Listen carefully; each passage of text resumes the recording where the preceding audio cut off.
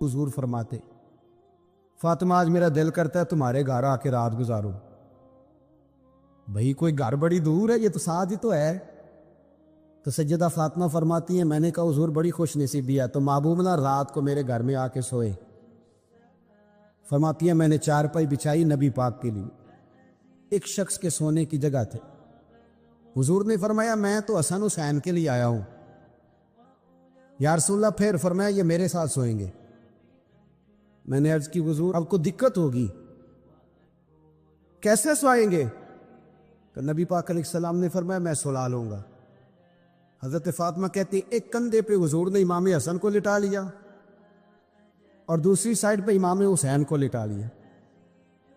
کہتی ہیں امام حسین کی عادت تھی وہ رات کو دودھ مانگتے تھے، میں نے برتن میں رکھا ہوتا تھا، میں ڈال کے دیتی تھی. بچے مانگتے ہیں نا رات کو دودھ. فرماتی ہیں رات کو نا امام حسین نے دودھ مانگا، میں اٹھنے لگی دودھ دینے کے لیے، پر حبیب نے فرمایا بیٹے تو لیٹ جا، آج میرے ساتھ سویا ہے تو دودھ بھی میں ہی پلاؤں گا. کہتی ہیں کئی دفعہ دودھ مانگا تو کئی دفعہ میرے رسول پاک نے انہیں دودھ پلایا. اور یہ ہر نانا نواسوں سے پیار کرتا ہے، پر یہ خالی نانا نہیں نا، یہ امام الانبیاء بھی ہیں، یہ امام الانبیاء بھی ہیں، یہ سرور کون و مکان. ان کا ہر کام اللہ کے حکم سے ہے، اللہ کے حکم سے. حضرت سیدنا عبداللہ ابن عمر رضی اللہ تعالیٰ عنہ فرماتے ہیں کہ نبی پاک نے پیغام بھیجا سیدہ فاطمہ کو، فرمایا حسن کو بھیجو میرا ملنے کو دل کر رہا ہے. تو کہتی ہیں وہ گھر میں نا دیر ہو گئی امام حسن کو آنے میں. اعلیٰ حضرت فرماتے ہیں مجھے لگتا ہے کہ بی بی صاحبہ غسل کرانے لگ گئی تھی، کپڑے تبدیل کرا رہی تھی. مائیں کرتی ہیں نا بچہ باہر جانے لگا تھے واپس آ پہلے کپڑے بدل، تو ذرا دیر ہو گئی تو نبی پاک بے چین ہو گئے، ماں حسن آ کیوں نہیں رہا، آ کیوں نہیں رہا، میرا ملنے کو دل ہے. فرماتے تھوڑی دیر گزری تو امام حسن نے دروازہ کھولا سیدہ پاک کا. جب دروازہ کھولا تو رسول کریم نے دونوں بازو یوں کھول دی اور نبی پاک گھٹنوں کے بل زمین پر بیٹھ گئے. امام حسن بھی جب اندر سے نکلے تو انہوں نے بھی یوں بازو کھولے.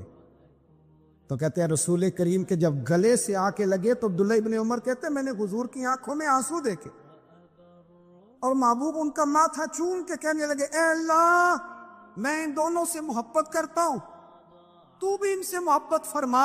اے اللہ جو میرے حسن حسین سے محبت کرے اس بندے سے بھی محبت فرما، جو ان سے پیار کرے اس سے بھی. حضرت علی نے مکان نہیں بنایا ساری زندگی، مکان نہیں بنایا، کوئی کاروبار نہیں کیا ساری عمر. اب اس پہلو پہ بھی ذرا غور کرو. حضرت علی رضی اللہ تعالیٰ عنہ نے کوئی بینک بیلنس نہیں بنایا. صحابہ کرام علیہم رضوان فرماتے ہیں بڑے بڑے رشتے آئے سیدہ فاطمہ کے لیے، بڑے بڑے امیر کبیر لوگوں. حضور نے فرمایا میں رب کے فیصلے کا انتظار کر رہا ہوں. ایک دن تینوں یار ان لوگوں کا خلوص دیکھے مولا علی کے ساتھ، حضرت ابو بکر، حضرت عمر، حضرت عثمان. حضرت علی ایک یہودی کے باغ میں مزدوری کر رہے تھے تو وہاں گئے اور جا کے کہا علی تو حضور سے سیدہ فاطمہ کا رشتہ کیوں نہیں طلب کرتا؟ تو حضرت علی کہنے لگے بھائیوں نہ مکان ہے نہ گھر ہے نہ کچھ ہے، رشتہ کیسے مانگ لوں؟ کہا تو جا تو صحیح، ہمیں تو لگتا ہے رسول پاک تیرا انتظار کر رہے. مولا علی شیر خدا کہتے ہیں میں گیا اور جب میں حضور کی بارگاہ میں گیا تو انہوں نے مجھے یار تھے نا تیار کر کے بھیجا، مجھے لفظ بھی سکھائے کیا کہنے ہیں، لیکن جب میں وہاں پہنچا نا تو میرے اندر طاقت ہی ختم ہو گئی بولنے. سلام لے کے تو حضور کے پاس بیٹھ گیا. حضور نے فرمایا علی کیسے آئے ہو؟ تو میں خاموش. پھر پوچھا کیسے آئے ہو؟ میں خاموش. پھر پوچھا کیسے آئے ہو؟ میں خاموش. کہتے دلوں کا حال جاننے والے رسول نے فرمایا علی فاطمہ کے لیے آئے ہو؟ فاطمہ کے لیے آئے ہو؟ تو حضرت علی کہتے ہیں میرا جواب بڑا نرالا ہے. میں نے کہا حضور وہ تینوں میرے پاس باغ میں گئے تھے، وہ تینوں گئے تھے مجھے انہوں نے بھیجا ہے. کہتے رسول پاک مسکرا دیے، فرمایا علی انہوں نے نہیں تجھے بھیجا، رب کریم نے فاطمہ کا تیرے ساتھ نکاح کر دیا ہے، تیرے لیے فیصلہ ہو گیا ہے، فاطمہ کا تیرے حق میں فیصلہ ہوگا. حضرت علی سیدہ فاطمہ کو بیاہ کے لے گئے تو حضرت زید بن حارثہ کے مکان مکان نہیں. او بھائی تو دولت دیکھ کے بیٹی کی شادی کرتا ہے, سرمایہ دیکھ کے پھر دعا کراتا ہے, دعا کریں اللہ میرے داماد کو ہدایت دے دے. میرے رسول نے بیٹی کی شادی کی تقوی دیکھ کے, پرہیزگاری دیکھ, دینداری دیکھ, اس شخص کو بیٹی دی جو السابقون سابقون کے درجے میں شامل, جو ان الذین آمنوا وعملوا الصالحات اولئک هم خیر البریہ کے درجے میں شامل, ان کو اپنی بیٹی دی. حضرت علی شیر خدا رضی اللہ تعالیٰ عنہ فرماتے کہ سیدہ فاطمہ الزہرا کو میں بیاہ کے لایا, سارے گھر کے کام حضرت فاطمہ نے کیے. میں مزدوری کرتا 2 گھنٹہ یا 1.5 گھنٹہ, زور سے عصر کے درمیان کام کرتے. 2 کلو کھجوریں ملی تو مولا علی نے اٹھا کے اپنی کمر پہ رکھی. باغ کا مالک کہنے لگا علی تھوڑا کام اور کر لو. فرمایا 2 کلو ہو گئی ہیں, بڑی ہیں, 1 کلو میرے بچے کھائیں گے, 1 کلو مدینے کے غریب بچے کھائیں گے. تو کہا علی کل کیا کرو گے؟ فرمایا کل جو رب زندگی دے گا وہ روزی بھی دے گا. تو بندہ مشورہ دینے لگا. مشورہ بھی ہوتا ہے نا قریب سے, مشوروں والے بھی بڑی خرابی کرتے ہیں اللہ ماشاء اللہ. کہا علی جائز پیسے تو اکٹھے کر لینے چاہیے, کیا حرج ہے, جائز اکٹھے کر لیں. تو شیر خدا نے ایک جملہ کہا پر شیروں جیسا کہہ دیا. حضرت علی فرمانے لگے مال حرام ہو تو عذاب ہوتا ہے, حلال ہو تو حساب ہوتا ہے. لہذا نہ میں عذاب والا کام کرتا ہوں نہ حساب والا کام کرتا ہوں, میں اکٹھے ہی نہیں کرتا. نہ بندہ عذاب کے چکر میں پڑے نہ عذاب کے چکر میں پڑے. میں اس رستے جاتا ہی نہیں. مولا کائنات شیر خدا. اور بھائی حضرت سیدنا ابو ہریرہ رضی اللہ تعالیٰ عنہ فرماتے ہیں میں جب اس بات کو یاد کرتا ہوں تو آج بھی رو پڑتا ہوں. کون سی بات؟ فرمانے لگے میں کوفے کے بازار سے گزر رہا تھا تو مولا علی شیر خدا کوفے کے چوک میں کھڑے تھے اور ہاتھ میں زرہ پکڑی ہوئی تھی, وہ والی زرہ جو بدر میں بھی ان کے پاس تھی, وہ والی زرہ جو احد, حنین, خندق اور خیبر میں بھی ان کے پاس تھی. زرہ پکڑی حضرت علی نے اور شیر خدا کہہ رہے ہوں بھائیو میری زرہ خرید لو. میری زرہ, امیر المومنین ہے اس وقت, امیر وقت ہے, بادشاہ ہے, کوفے کے بازار میں, او بھائی میری زرہ خرید لو. یہ بڑی نسبت والی ہے, بدر احد حنین میں میرے ساتھ رہی. اور شیر خدا فرماتے کیا ہیں؟ فرماتے جب علی نے یہ لفظ کہے تو میری چیخیں نکل گئی. حضرت علی فرمانے لگے اگر میرے پاس نیا تامد خریدنے کے پیسے ہوتے تو میں اسے کبھی نہ بیچتا. نیا تامد خریدنے کے پیسے ہوتے تو میں کبھی نہ بیچتا. حضرت علی رضی اللہ تعالیٰ عنہ نے وہ زندگی گزاری, با پردہ, پرہیزگاری, درویشی, سادگی, ساری زندگی کسی کا شکوہ نہیں کیا مولا علی نے, بلکہ اعلیٰ حضرت فاضل بریلوی رحمۃ اللہ علیہ کے خلیفہ مولانا ظفر الدین بہاری, انہوں نے ایک عجیب بات لکھی ہے. کہتے ہیں حضور معراج پہ گئے تو وہاں سے ایک جبہ لائے, ایک کمرے میں داخل ہوئے, جنت کے کمرے میں صندوق کھولا سرکار نے, ایک جبہ نکلا تو کہا اللہ میں لے جاؤں. تو رب کریم نے فرمایا بھی مجھے پتا ہے تو لے کے جائے گا پر پہننے گا نہیں, کسی نہ کسی غلام کو دے دے گا. کہا مولا وہ تو پھر تیرا فضل ہے. رب کریم نے فرمایا محبوب اسے دینا جو میرے راز تک پہنچ جائے, اس کو دینا جو میرے راز تک پہنچ. حضور جبہ لے کے آئے. علامہ بہاری علیہ رحمہ لکھتے ہیں کہ نبی پاک صلی اللہ علیہ وسلم نے حضرت ابو بکر صدیق کو بلایا, فرمایا جبہ بڑی برکت والا ہے, اسے پہن کر بڑی برکت ملے گی. اگر میں تجھے دے دوں, یہ جبہ اگر تجھے دے دوں تو کیا کرے گا؟ تو حضرت ابو بکر کہنے لگے حضور ساری دنیا میں سچ پھیلا دوں گا. حضور نے فرمایا نہیں تو اللہ کے راز تک نہیں پہنچا. حضرت عمر کو بلایا, کہا فاروق اعظم اگر آپ کو دے دوں تو کہا حضور عدل سے بھر دوں گا ساری کائنات. فرمایا بات تیری ٹھیک ہے پر راز الہی تک نہیں پہنچا. عثمان اگر تمہیں دوں تو جناب عثمان غنی رضی اللہ تعالیٰ عنہ عرض کرنے لگے حضور اگر مجھے ملا تو میں حیا کی چھاؤں کر دوں گا, ہر جوان ہر بچی کے لیے حیا کے فیصلے کروں گا اللہ تعالیٰ کی دی ہوئی طاقت سے. حضور نے فرمایا بات تیری بڑی خوب ہے پر تو مراد تک نہیں پہنچا. میرے رسول نے مولا علی کو بلایا, پاس بٹھایا, فرمایا علی اگر یہ جبہ تجھے دوں تو کیا کرے گا؟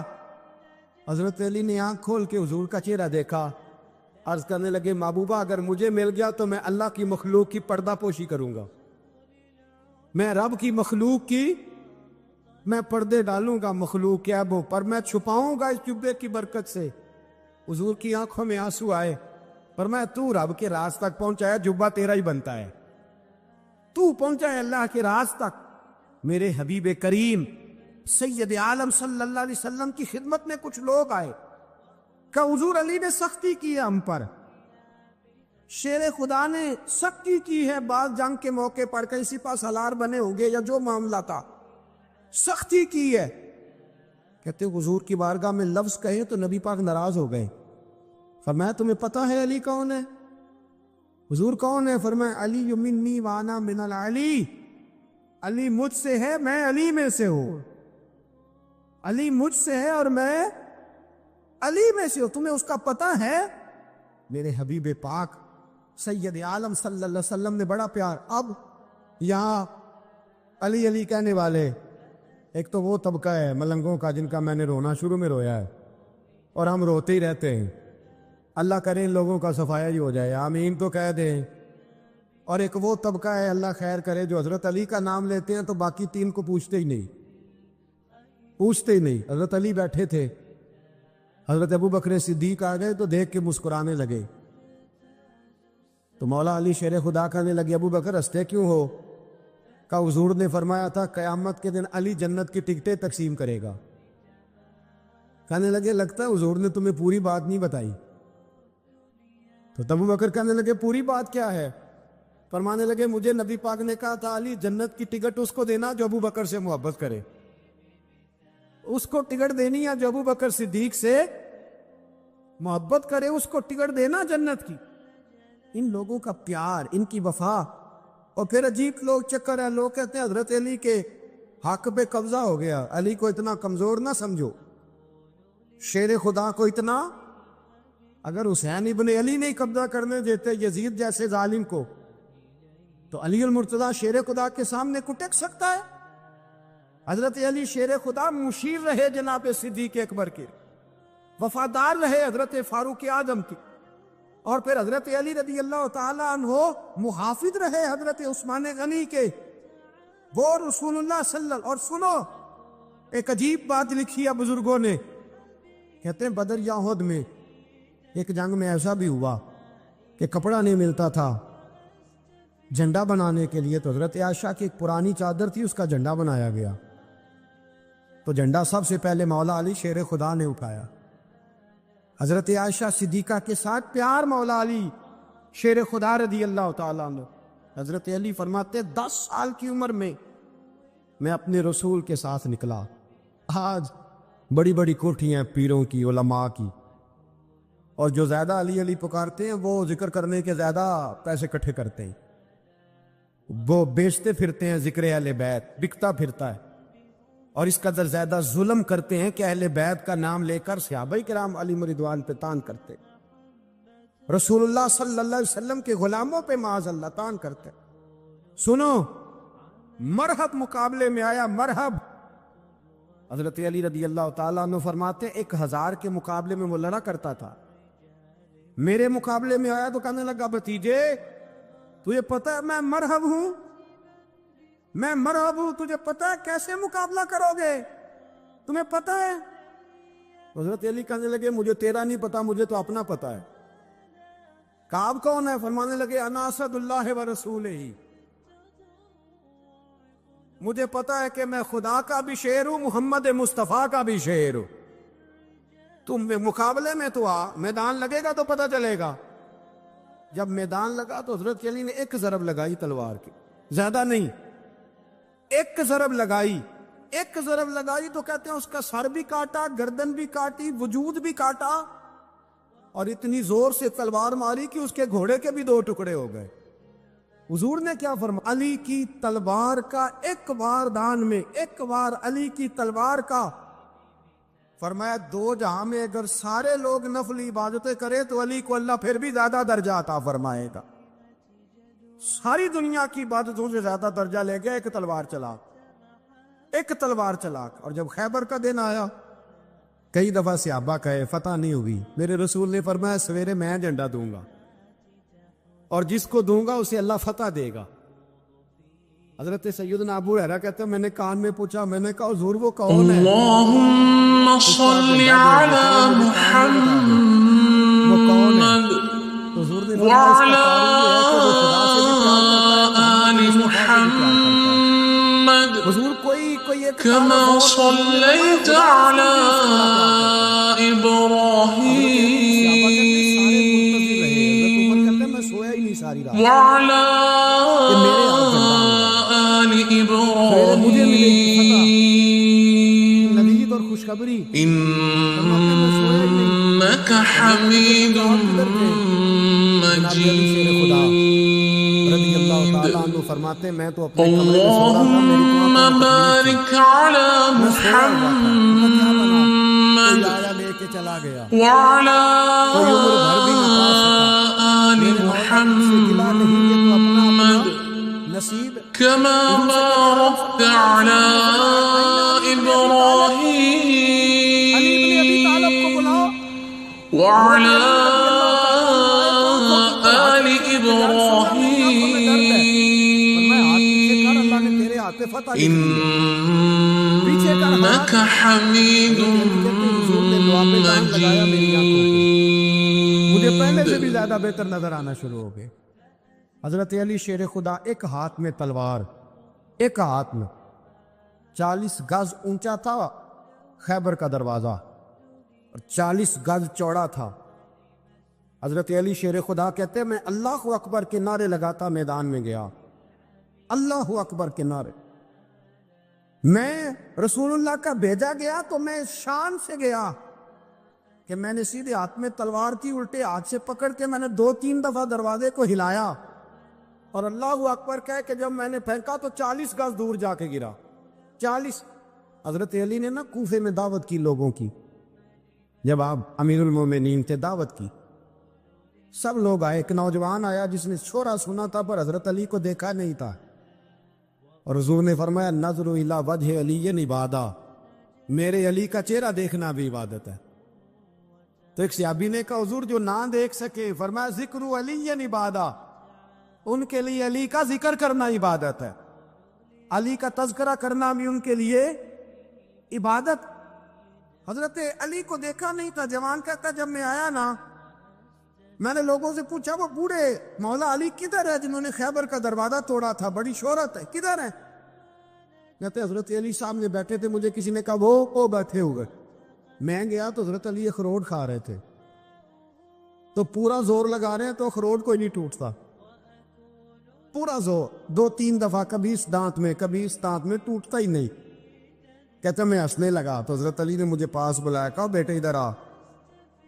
تو میں گیا تو کہنے لگے کیا سوچ رہا ہے؟ کہتے میں ڈر گیا۔ میں نے کہا حضور کچھ بھی نہیں۔ لیکن نہیں جو سوچ رہا تھا تو بتا۔ میں نے کہا نہیں کچھ نہیں۔ اور ماننے لگے میں بتاؤں تو کیا سوچ رہا تھا؟ بتاؤں؟ کہ حضور بتائیے۔ آپ فرمانے لگے تو سوچ رہا تھا بابے سے اخروٹ تو ٹوٹتا نہیں، خیبر کیسے توڑ دیا تھا؟ تو سوچ رہا تھا کہ اس سے اخروٹ تو ٹوٹتا نہیں تو خیبر کیسے توڑا تھا؟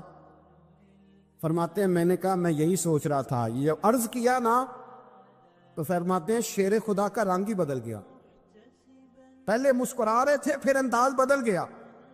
انہوں نے اپنے منہ سے وہ جو اخروٹ لگا تھا جھاڑا، ہاتھ یوں جھاڑے، امامہ سیدھا کیا اور فرماتے ہیں شیر خدا بن کے بیٹھ گئے۔ کہنے لگے بیٹے اخروٹ کو چھوڑ، کوئی خیبر آ تو لا، میں ابھی بھی توڑنے کو تیار ہوں۔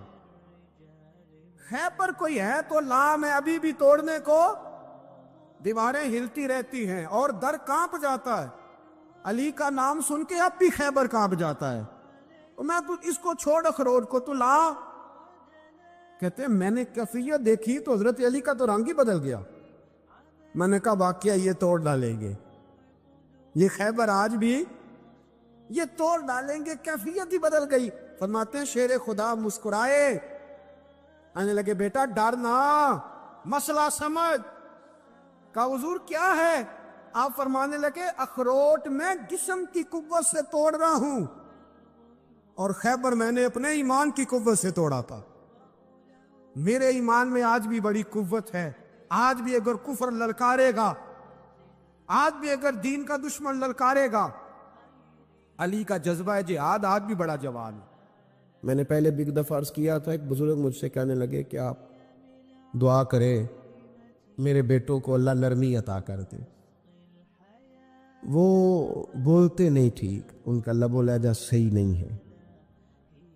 تو میں نے ان سے کہا کہ بزرگوں جہاں تک میں جانتا ہوں کوئی ایسی بات ہے تو نہیں. تو وہ کہنے لگے کہ جس طرح آپ سمجھتے ہیں نا، ہمارے رشتہ دار بھی اور اہل علاقہ سارے یہی سمجھتے ہیں، پر میں تکلیف میں ہوں، میری بیوی تکلیف میں. میں نے کہا کہ پھر آپ یہ اتنی زیادہ پردہ پوشی کس بات کی؟ تو وہ کہنے لگے کہ ڈرتا ہوں. اگر لوگوں کے سامنے ہم بات کرتے ہیں تو لوگ کہتے ہیں کہ تم نے تربیت نہیں صحیح کی. اگر میں بات کرتا ہوں تو لوگ مجھ پہ شک کرتے ہیں، کہتے ہیں تو نے رزق نہیں صحیح کھلایا. تو میں درد میں رہتا ہوں. کپڑا اٹھاؤں گا تو میرا اپنا بدن برہنہ ہو جائے. یار وہ کتنی تکلیف میں ہے باپ جو اپنے سگے بیٹے سے بات نہیں کرتا کہ پتہ نہیں کہاں سے بولے گا، کیا جواب دے گا میری بات کا. یعنی ڈرتا ہے، سہما ہوا رہتا ہے. ادھر دیکھیں میری طرف کیا کہہ رہا ہوں. یہ نوجوان ذرا غور کریں، ان لفظوں کی تکلیف محسوس کریں کہ اماں کہتی ہے کہ بھائی میں نہیں اس سے بات کرتی، اس لیے کہ وہ بڑے سخت جملے کہتا ہے، مجھ سے نہیں سہے جاتے، کوئی اور بات کرے. یعنی جس کی ماں بھی اس سے بات کرتے ہوئے ڈرے. کو نہیں سمجھ آئی آپ کو میری بات کی؟ جس کا والد بھی اس سے بات کرتے ہوئے سہم جائے، اور وہ بندہ کہے کہ میں نے تو MBA کیا ہوا ہے، میں تو معاشرے میں جانا پہچانا جاتا ہوں، اللہ کا شکر ہے جی اللہ نے بڑی عزت دی ہوئی ہے. وہ یہ لفظ کہے تو اسے شرم آنی چاہیے. جس کے استاد بھی اسے کام بتاتے ہوئے ڈرے کہ بدتمیز ہے، نہیں کرے گا کہ نہیں. اگلے لفظ اس سے بھی خطرناک ہیں، جس کا مرشد بے جھجک جسے کام ہی نہ بتا سکے اور جس کو کام کہنا چھوڑ دے، جس کے حوالے سے لوگ خاموش ہو جائیں کہ بس مطلب کیا ضرورت ہے، جب اس پہ بات بوجھ بنے گی. تو اس شخص کو پھر سوچنا چاہیے نا کہ وہ زندگی کس لیے گزار رہا، اس کا پھر انداز کیا ہے. بزرگ جن کی وجہ سے تکلیف میں ہو، آزمائش میں ہو، درد میں ہو. اور یار جو آدمی نیک ہو، رب فرماتا ہے اس کا تو میں حیا کرتا ہوں، اللہ کہتا ہے اس کی تو میں قدر کرتا ہوں، میں اس کی. دیکھیں نا میرے نبی کریم صلی اللہ علیہ وسلم نے فرمایا جب سفید داڑھی والا شخص قبر میں جاتا ہے، یہ ترمذی کی حدیث ہے، تو رب کریم فرماتا ہے فرشتوں اسے عذاب نہ دینا، مجھے حیا آتی ہے. یہ سفید بال لے کے آ گیا. تو جس کی اللہ حیا کرے اس کی میں نہ کروں، اس کی نوجوان نہ کرے، اس کا سیان، جس کی اللہ حیا کرے اس کی ہم حیا ہی نہ کریں. ہمارا لب و لہجہ خطرناک اور خوفناک حد تک چلا جائے، ہمیں ڈھب اور سلیقہ ہی نہ ہو. ہم کہیں او گرم خون ہے جی ذرا احتیاط سے بات کرنا. کیا معنی ہوا اس بات کا؟ گرم خون اور ہوتا ہے اور بے ادبی والا خون اور ہوتا ہے، ان دونوں میں فرق ہوتا ہے. حضرت سعد بن معاذ رضی اللہ تعالیٰ عنہ نبی پاک صلی اللہ علیہ وسلم کے پاس آئے تو ان کے قبیلے کے کچھ نوجوان بھی وہاں بیٹھے تھے. حضرت سعد بن معاذ ان میں سے بوڑھے تھے، بزرگ تھے، اور جب وہ آئے تو وہ نوجوان بیٹھے رہے. نبی کریم صلی اللہ تعالیٰ علیہ وآلہ وسلم نے پہلے ان نوجوانوں کو دیکھا، جناب کے ساتھ کچھ دیر رہے اور چلے گئے. تو اللہ کے رسول علیہ السلام نے فرمایا تمہارے قبیلے کا بڑا تھا، تم نے اٹھ کے استقبال ہی نہیں کیا، تم نے توجہ ہی نہیں کی، تم نے اعزاز ہی نہیں دیا، تم نے یہ خیال نہیں کیا کہ بڑا آیا ہے، تم نے اس کو تکلیف دی. اعزاز، اکرام، بھائی کیا حرج ہوتا ہے تھوڑا سا اگر کسی بزرگ کو جگہ آگے دے دی جائے؟ اس میں کیا فرق پڑتا ہے کہ اگر آپ کسی لائن میں لگے ہوئے ہیں تو کسی بوڑھے کو کہیں کہ جناب بابا جی آپ آ جائیں. وہ میرے بھائی کون سا وجود کا کوئی حصہ ٹوٹ جاتا ہے اگر کسی ضعیف کو، کسی بوڑھے کو یہ کہا جائے کہ آپ لائن سے نکل جائیں اور یہ بل مجھے دے دے میں جمع کرا دیتا ہوں؟ کیا تکلیف ہوتی؟ ہمارے ہاں تو بوڑھوں کی چارپائیاں گھر میں اب علیحدہ رہتی ہیں، الگ رہتی. بیٹا اے سی والے کمرے سے نکلتا ہے اور وضاحت دیتا ہے ہر آنے جانے والوں کو کہ ابا جی کی ہڈیاں درد کرتی ہیں لہذا وہ اے سی والے کمرے میں رہنا پسند نہیں کرتے. تو میں تو کہتا ہوں کہ یہ وضاحت آپ کو کیوں دینی پڑی؟ یہ بات تو ابا جی کو کرنی چاہیے تھی. یہ وضاحت جو آپ نے دی ہے یہ تو ابا جی کے دینے والی وضاحت تھی، آپ نے کیوں دی؟ ابا جی کے لیے اس طرح کا کمرہ ہے گھر میں جس طرح کا سٹور ہوتا ہے نا پرانے کپڑے رکھنے والا، وہ کمرہ ہے۔ حدیث سنانے لگا ہوں، اللہ کرے آپ کو یاد رہ جائے، اللہ کرے آپ کو یاد رہے۔ مشکات کی حدیث ہے، بڑے خوبصورت لفظ ہیں۔ إن أولى الناس بإبراهيم للذين اتبعوه وهذا النبي والذين آمنوا والله ولي المؤمنين ودت طائفة من أهل الكتاب لو يضلونكم وما يضلون إلا أنفسهم وما يشعرون يا أهل الكتاب لم تكفرون بآيات الله وأنتم تشهدون يا أهل الكتاب لم تلبسون الحق بالباطل وتكتمون الحق وأنتم تعلمون وقالت طائفة من أهل الكتاب آمنوا بالذي أنزل على الذين آمنوا وجه النهار واكفروا آخره لعلهم يرجعون ولا تؤمنوا إلا لمن تبع دينكم قل إن الهدى هدى الله أن يؤتى أحد مثل ما أوتيتم أو يحاجوكم عند ربكم قل إن الفضل بيد الله يؤتيه من يشاء والله واسع عليم يختص برحمته من يشاء والله ذو الفضل العظيم ومن أهل الكتاب من إن تأمنه بقنطار يؤده إليك ومنهم من إن تأمنه بدينار لا يؤده إليك إلا ما دمت عليه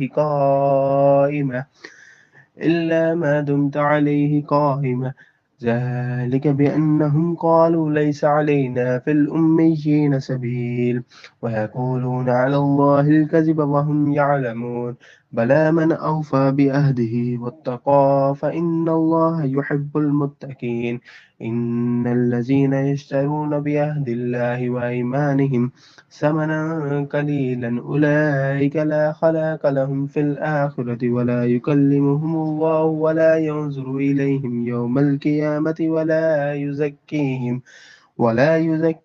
ولهم عذاب عليم وإن منهم لفريقا يلبون ألسنتهم بالكتاب لتحسبوه من الكتاب وما هو من الكتاب ويقولون هو من عند الله وما هو من عند الله ويقولون على الله الكذب وهم يعلمون۔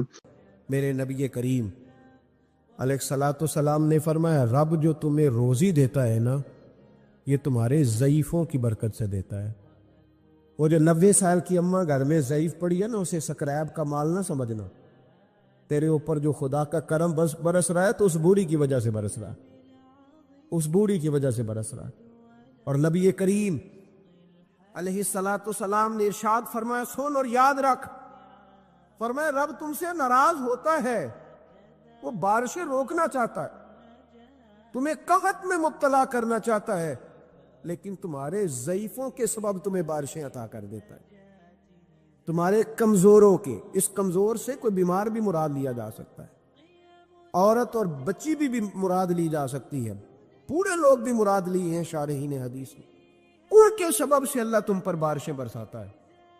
تو جو تیرے لیے ذریعہ بخشش ہیں، جو تیرے گھر میں رزق آنے کا سبب ہے، ان کی باتیں تو لگتی ہیں بری، ان کو تو حکا دے کونے میں بٹھا دیا، اور اگر کبھی دل کرے تو تعارف کراتے آنے والے مہمانوں سے کہ یہ ابا جی ہے، اس سے زیادہ کوئی ان کا گھر میں کردار نظر نہیں آتا۔ یہ ظلم ہے، یہ زیادتی ہے۔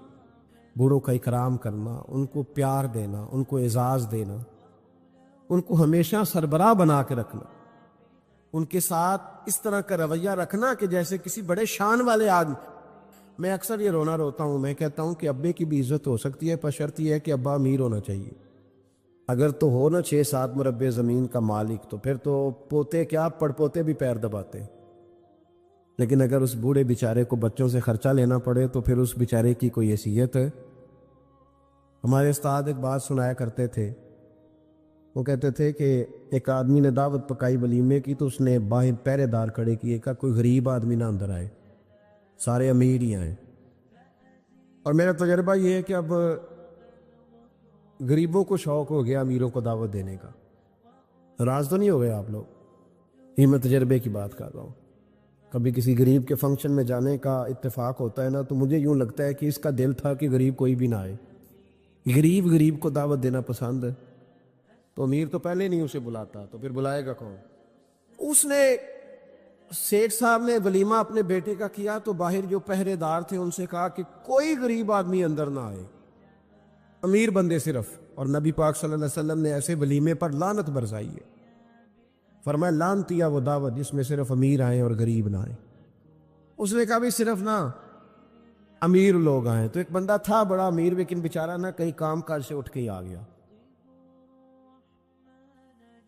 تو کپڑوں کو اسی طرح مٹی وٹی لگی ہوئی، تو دیر ہو رہی تھی، گھر جاتا چینج کرنے تو لیٹ ہو جاتا، تو ایسے ہی آ گیا۔ جب وہ آیا تو باہر پہرے دار کھڑا تو اس نے کہا دوڑ جا، تیرا کوئی مطلب نہیں ہے یہاں۔ اس نے کہا یار میں سیٹھ آدمی ہوں، بدلا کپڑے نہیں بدلے۔ اس نے کہا سیٹھ ہوتا تو تیرے کپڑوں سے پتہ نہ چلتا میرے بھائی۔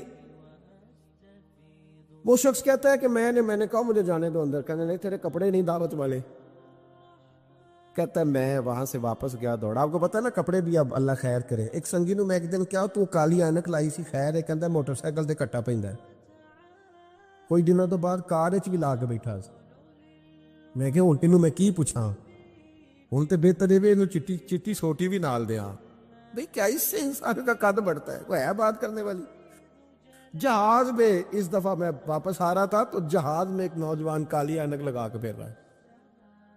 اب ڈر لگتا ہے نا، آپ کو پتا ہے کسی سے بات کریں گے وہ کیا جواب دے گا، تو کیا ان چیزوں سے قد بڑا ہوتا ہے آدمی کا کہ وہ تھوڑا سا جناب مطلب باہر آئے۔ مجھے تو کمزور لگتے ہیں ایسے لوگ، اپنے لب و لہجے میں، اپنے انداز میں، اپنی طبیعت کے حساب سے، اپنے سٹائل میں آپ زندہ رہیں۔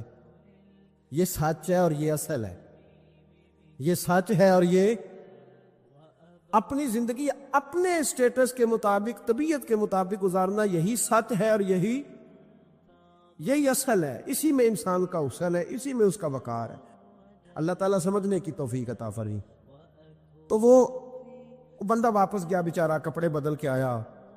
اس نے بھی کہا کہ جانا میں نے بھی ضرور ہے، پر تنگ بڑا آیا، گھر گیا مایا شایا والے کپڑے پہنے، سمجھ لے کالی اینک بھی لگا ہی نہیں، آیا تیار شیار ہو کے، کوٹ شوٹ پہن کے، ٹائی شائی کے ساتھ۔ جب واپس آیا تو وہ جو جس نے کہا تھا نا داخل نہیں ہونے دینا، اس نے خود دروازہ کھولا۔ وہ بندہ سیدھا اسٹیج پہ چلا گیا اور لوگ کھا رہے تھے پلیٹوں میں سالن، اس نے پورا ڈونگا ہی لے لیا اور وہ لے کے نا سامنے رکھا، اور ایک کونے سے اپنا کرتا پکڑ کے اس میں ڈبویا، پھر دوسرے سے پکڑ کے اس میں ڈبویا، پھر پیچھے سے پکڑ کے۔ لوگ کہنے لگے پاگل ہو گیا، کہنے لگا نہیں میری تو دعوت نہیں، دعوت تو کپڑوں کی ہے، میری کہاں دعوت ہے؟ اس لیے کہ میں تو آیا تھا، مجھے تو داخل ہی نہیں ہونے دیا، یہ تو دعوت ہے میرے کو۔ نہیں سمجھ آئی آپ کو میری بات؟ بھئی وہ بھی کوئی انسان ہے جو کسی کو صرف کپڑوں کا حیا کرے، ٹھیک ہے، انسان کا لباس اس کی شخصیت کا آئینہ دار ہوتا ہے، کپڑے اچھے پہننے چاہیے۔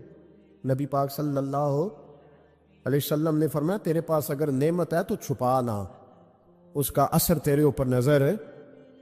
لیکن آپ کسی کو کپڑوں سے جج کریں گے، گاڑی سے جج کریں گے، یہ معیار نہیں ہے۔ والد کو، استاد کو، مرشد کو کیا اس لیے جج کیا جائے گا کہ اب وہ مالدار ہوگا تو حیا کریں گے؟ اور بھائی ماں اگر کسی کھیت میں بیٹھ کے اپلے بھی تھاپ رہی ہو نا، اور وقت کا شیخ الحدیث کسی بہت بڑی مسجد میں بیٹھ کے حدیث بھی پڑھا رہا ہو، اماں وہاں اپلے تھاپ رہی ہے، تو اس محدث سے وقت بھی جنت اسی ماں کے قدموں کے نیچے، وہیں سے اسے جنت ملے گی۔ یہ نہیں ہو سکتا کہ وہ کہے جنت کہیں اور سے مل جائے گا، بے شک وہ بیچاری اپلے تھاپ رہی ہے، گوبر کے ساتھ کام کر رہی ہے۔ میری بات کی سمجھ آ رہی ہے؟ بزرگوں کا اکرام کریں، احترام کریں، ان کو ادب دینا سیکھیں، ان کے ساتھ لحاظ والا رویہ اختیار کریں۔ نبی کریم علیہ السلام کے صحابی حضرت ابو ہریرہ رضی اللہ تعالیٰ عنہ فرماتے ہیں کہ حضور سید عالم علیہ السلام کے پاس میں بیٹھا تھا تو چند نوجوان حضور کے پاس بیٹھے تھے، جہاں ہم بیٹھے تھے وہاں جگہ کچھ تنگ تھی۔ ایک بزرگ آ گئے سفید داڑھی والے، انہوں نے سلام لی، نبی پاک علیہ السلام نے سلام کا جواب دیا تو حضور نے نوجوانوں پہ 2-3 دفعہ نظر ڈالی، وہ بیٹھے رہے، ان کو جگہ نہیں دی، تھوڑے سمٹے نہیں۔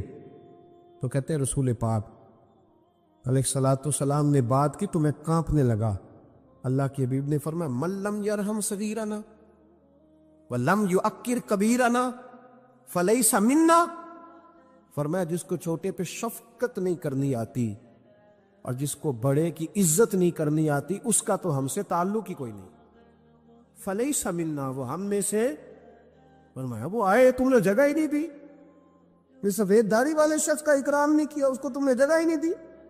اور ہم لوگ یہ سمجھتے ہیں، یہ نوجوان یہ سمجھتے ہیں کہ ہم نے کون سا بوڑھے ہونا ہے، ہم نے کون سا بوڑھے ہونا، ہم نے تو سدا جوان ہی رہنا۔ ایک کلرک نے نا ایک دفعہ کسی بہت بڑے رائٹر کو کہہ کہ اپنے نام سمیت، اس نے کہا تھا میرا نام، ایڈریس، فون نمبر سمیت یہ بات اپنے کالم میں درج کر دو۔ اس نے کہا کہ میں کلرک تھا، تنخواہیں وغیرہ دیتا تھا کسی بینک میں یا کسی ایسے ادارے میں ملازم تھا جہاں میں وہ چیزیں دیا کرتا، تو کہتے ہیں کہ میں وہاں یہ کام کرتا تھا تو بوڑھے لوگ، آپ کو پتہ ہے ضعیف لوگ آتے ہیں بیچارے پینشن لینے، کسی بچے کی منت کرتے ہیں، وہ لے کے جاتا ہے، بابا جی کو یہ بھی نہیں پتہ انگوٹھا کہاں لگانا ہے، فارم کیسے فل کرنا ہے۔ تو یہ سرکاری عہدوں پہ بیٹھے لوگ معاذ اللہ تنگ ہوتے ہیں اور کئی دفعہ غلط جملے استعمال کرتے ہیں۔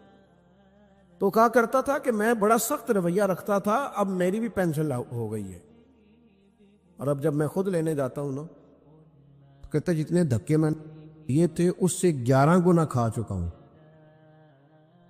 پر معافی کوئی نہیں مل رہی۔ تو لوگوں کو یہ میرا نام لے کے ایڈریس سمیت بتا دے کہ اگر اپنا بڑھاپا سیو کرنا چاہتے ہیں تو اپنی جوانی محتاط کریں۔